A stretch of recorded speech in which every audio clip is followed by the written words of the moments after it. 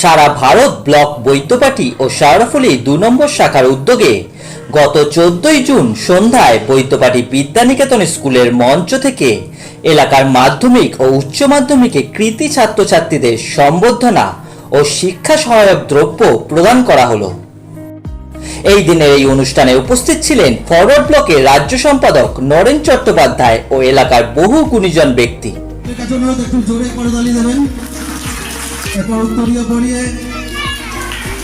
এবং পুষ্পস্তবক দিয়ে আমরা আমাদের প্রিয় নেতা, আমাদের পথপ্রদর্শক, তারই নির্দেশে আমরা 18 বছর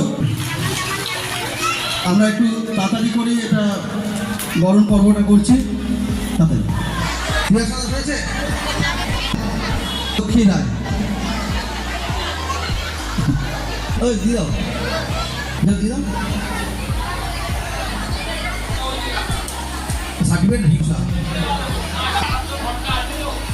অন্বেষা সরকার, এরপর দেবজিৎ মন্ডল। আগামী প্রজন্মের ভবিষ্যৎ আমাদের এই শহরে অনুরাগ গাঙ্গুলি উচ্চ মাধ্যমিক পরীক্ষায় 451 নম্বর পেয়েছে, রাজ্যে 6ষ্ঠ স্থান অধিকার করেছে। তাকে আমরা 491 স্কুলের উচ্চ মাধ্যমিক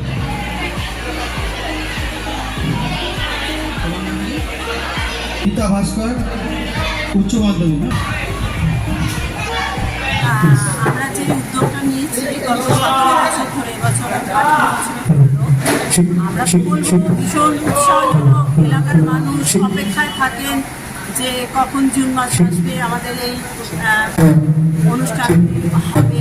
মাধ্যমিক উচ্চ মাধ্যমিক রেজাল্ট বেরোনোর পর করা হয়, যে কারণে এই অঞ্চলে যত স্কুল আছে মাধ্যমিক এবং উচ্চ মাধ্যমিকের সমস্ত স্টুডেন্টদেরও এখানে ডাকা হয়, তাদের সম্বর্ধনা করা হয়। যারা বিভিন্ন পদ অধিকার করেন তাদেরকেও সম্মানিত করা হয়, এলাকার বিশিষ্ট মানুষজনকে ডাকা হয়, তাদের মতামত নেওয়া হয়। এভাবেই আমরা 17 বছর কাটিয়ে এবছর 18 বছর সম্পূর্ণ করলাম।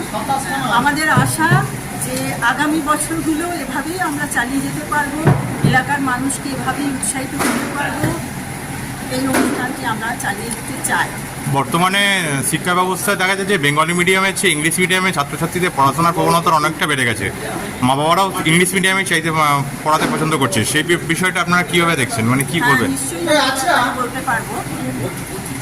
সেক্ষেত্রে আমাকে একটু বিশদ ব্যাখ্যা করতে হবে। দেখা যায় যে ইংলিশ মিডিয়াম স্কুলগুলো বেসরকারি, তো তারা সেই সমস্ত টিচাররা যেভাবে টেক কেয়ার করেন স্টুডেন্টদের, আমাদের বেঙ্গলি মিডিয়ামে কিন্তু সেই জিনিসটা হয় না, কখনোই হয় না। আমি নিজে ভীষণভাবে যুক্ত এই পেশার সঙ্গে অন্য কোনোভাবে। তো আমার নিজের 42 বছরের অভিজ্ঞতা আমরা দেখছি যে বেঙ্গলি মিডিয়ামের স্টুডেন্টদের একেবারেই টেক কেয়ার করা হয় না, টিচারদের মধ্যে ভীষণ গাফিলতি। আমি তো বলবো আমার অঞ্চলের স্কুলগুলোকে নিয়ে আমি বলতে পারি, বিভিন্ন স্কুলের স্টুডেন্টদের সংযোগ যেহেতু আমার সঙ্গে হয়, তাদের মধ্যে যে শিক্ষার প্রতি যে গুরুত্ব এনে দেওয়া, শিক্ষার প্রতি যে একটা টান তৈরি করে দেওয়া, ওই যে কিশোরীর দল তারা স্কুলে যায়, তারা তো পেতে যায়, তারা তো আমাদের দেশের আগামী দিনের নাগরিক হবে। তো তাদেরকে যে এগিয়ে দেওয়া, তাদের যে উৎসাহিত করা, তাদেরকে ভুল ত্রুটিগুলো চোখে দেখিয়ে দিয়ে তাদের সাহায্য করা, এই ব্যাপারে কিন্তু বাংলা মিডিয়ামের স্কুলের শিক্ষকরা, টিচাররা কোনো সহযোগিতা করেন না। আমি আমার অঞ্চলের টুকু বলতে পারি। সরকারি তলে অপদর্থ মানে ব্যর্থতা একটা রয়েছে, একটা বলে মনে হয় আপনার? হ্যাঁ, একটা গাফিলতি তো তাদের রয়েছে। আমরা যেটা ছোটোবেলাতেও আমরা যে সমস্ত আমরাও তো পড়াশোনা করেছি, আমাদের স্কুলের পড়া তৈরি হয়ে যেত, আমাদের বাড়িতে আলাদা করে বিশেষ স্টাফ নিতে হতো না। এখনকার বাচ্চারা তো বিকেল খুলে গেছে, তারা খেলতে ফিরে গেছে, তাদের জগতে পড়াশোনা ছাড়া আর কিছু নেই। আর এখন তো তাদের বাকি সময় থেকে একটু মোবাইল ধরে নিয়েছে। তো তাদের আমি ব্যক্তিগতভাবে তাদের দোষ দিই না, কেননা তাদের উৎসাহিত করার জন্য যে যে কাজগুলো করার দরকার সেগুলোর একটাও। বর্তমানে বেঙ্গলি মিডিয়ামকে আবার সেই জায়গায় গরিমায় ফিরিয়ে আনতে আপনারা কি মনে হয় যে কোন জিনিসটা পরিবর্তন করলে এই জায়গাটা পরিবর্তন হবে বলে আপনার মনে হয়? সর্বপ্রথমে আমাদের যারা শিক্ষক শিক্ষিকা আছেন তাদেরকে বুঝতে হবে যে তারা দেশের ভবিষ্যৎ নাগরিক তৈরি করার কাজ নিয়েছেন। এটা কিন্তু এক ধরনের বলা যায় নোবেল প্রফেশন। তো নোবেল প্রফেশনকে মেনে চলতে গেলে যে সমস্ত নিয়ম, যে সমস্ত আদর্শগুলো মেনে চলতে হয়, সেগুলো থেকে তারা একেবারে বিচ্যুত হয়ে গেছে। এটাই আমার আপত্তি। আপনার নাম? আমার নাম সুজাতা মুখার্জি।